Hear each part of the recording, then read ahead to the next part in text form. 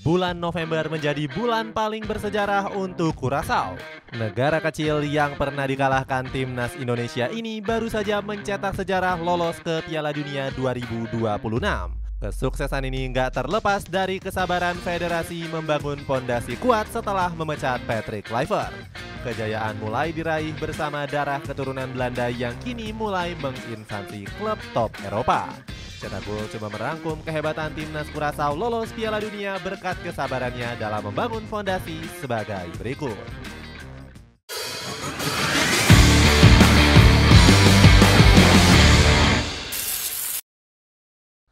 Membangun fondasi kuat setelah memecat Patrick Kluivert. Negara Curaçao punya culture sepak bola yang mirip dengan Brazil. Hampir separuh rakyat mereka sangat mencintai si kulit bundar dan menjadi salah satu olahraga paling populer. Melihat potensi besar ini, CFF selaku federasi mencoba untuk memuaskan hati para rakyatnya. Di tahun 2021, CFF secara resmi menunjuk Patrick Kluivert sebagai pelatih interim. Penunjukan manajer asal Belanda ini didasari dengan pengalaman kuat Kluivert menangani Akademi Barcelona.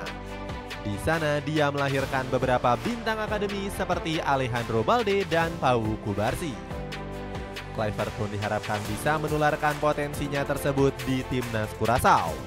CFF berharap sang manajer bisa membangun pondasi mengembangkan bibit pemain muda. Sayangnya Kluivert gagal mengemban tugas berat tersebut.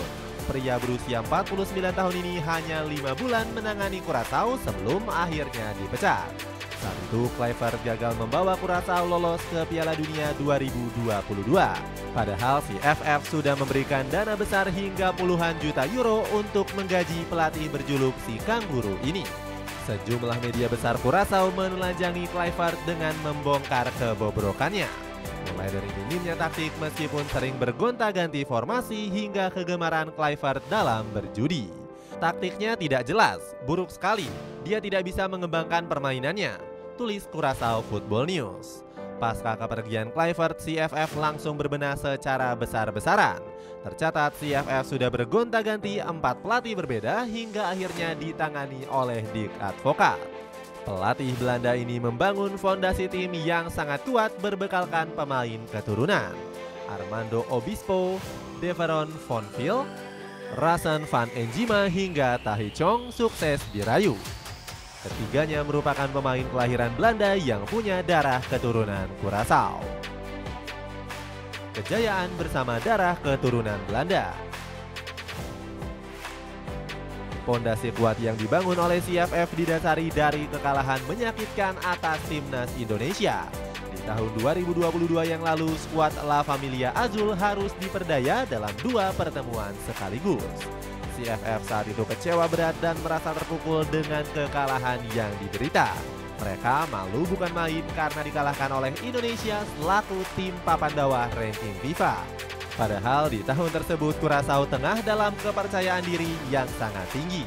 Sejak kekalahan itu, La Familia Azul berambisi untuk nggak mengulanginya lagi. Kalau dipikir kekalahan ini memalukan, tentu kami kecewa dengan hasil ini. Indonesia bermain dengan baik, kata Remco selaku pelatih Curaçao saat itu. Ironinya, tim yang sudah dikalahkan Indonesia malah terlebih dulu lolos ke Piala Dunia 2026. Kelolosan ini menjadi yang pertama kalinya dalam sejarah berdirinya negara di benua Amerika ini. Negara kecil berukuran 444 km persegi ini telah berhasil membangun fondasinya tanpa politik. Sejumlah bintang keturunan yang diambil juga berjasa untuk negara leluhurnya. Sebut saja Rasen van Enjima yang berhasil mengawal pertahanan Curaçao dengan baik. Alhasil skuad La Familia Azul hanya kebobolan 3 gol sepanjang kualifikasi kali ini. Berikutnya ada Tahi Chong yang menjadi roh permainan di lini tengah Curaçao. Ex-pemain Manchester United ini juga sangat puas dengan mencatatkan 2 gol dan 1 assist pada laga kontra Bermuda. Masih berbeda dengan timnas Indonesia. Masih berbeda dialami oleh Indonesia yang justru gagal lolos ke Piala Dunia.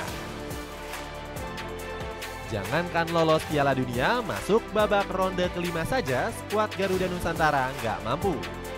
kegagalan ini bisa saja nggak terjadi apabila Indonesia nggak ngeyel merekrut Kluivert. Sebelum itu, media Curaçao sudah memperingatkan PSSI dengan rekam jejaknya yang buruk. Dari Curaçao lah kita belajar akan proses yang panjang. PSSI bisa mengambil pelajaran dari CFF yang membangun fondasi secara nggak tergesa-gesa dan mengambil keputusan dengan matang. Fondasi ini dibangun nggak sebentar dan membutuhkan waktu kurang lebih 7 tahun.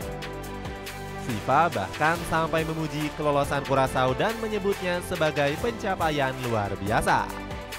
Selamat untuk Curaçao dalam capaian yang luar biasa. Baru 4 kali mengikuti kualifikasi sebagai negara yang merdeka, kalian menginspirasi negara lain. Tulis Gianni Infantino. Celana pendek dari Aero Street bisa kamu dapetin mulai dari 88 ribuan saja. Cek linknya di bawah ini. Itulah ulasan kehebatan timnas Curaçao lolos Piala Dunia berkat kesabaran dalam membangun fondasi. Bagaimana pendapatmu? Apakah kesabaran ini bisa dijadikan pelajaran untuk timnas Indonesia? Coba tulis pendapatmu di kolom komentar di bawah ini.